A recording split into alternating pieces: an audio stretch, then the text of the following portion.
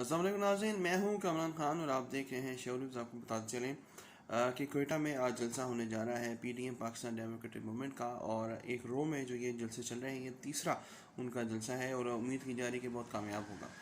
इस जलसे से कबल जो है बलूचिस्तान गवर्नमेंट जो है वो भी काफ़ी परेशानी का शिकार है। और जो सिक्योरिटी थ्रेट्स जारी किए गए हैं सिक्योरिटी इदारों की जानिब से, वो कि बहुत इंपॉर्टेंट हैं, लेकिन इसी तनाजुर में देखे जा रहे हैं कि ये जलसे नाकाम हो और गवर्नमेंट जो है उसको कुछ फ़ायदा पहुंचाया जा सके। लेकिन जहाँ पे जो बात बहुत अहम है वो ये है कि इन जलसों से जब आगाज़ होगा गवर्नमेंट चेंज होने का, जब आगाज़ होगा तब्दीली का, तो वो दो जगह हैं जहाँ पे एक सेनेट का इलेक्शन है और एक बलूचिस्तान की हुकूमत है। क्योंकि बलूचिस्तान में हमेशा स्विंगिंग जो है वो गवर्नमेंट बनती है, स्विंग होती है ये, और जो मरकज़ में हुकूमत होती है वही यहाँ पे बनती है।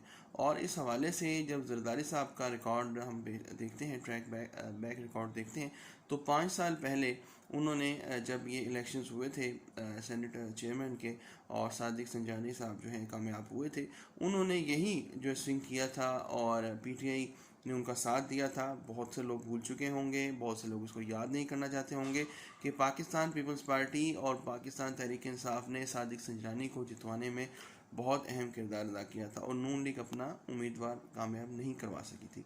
और इस बार भी यही होने जा रहा है।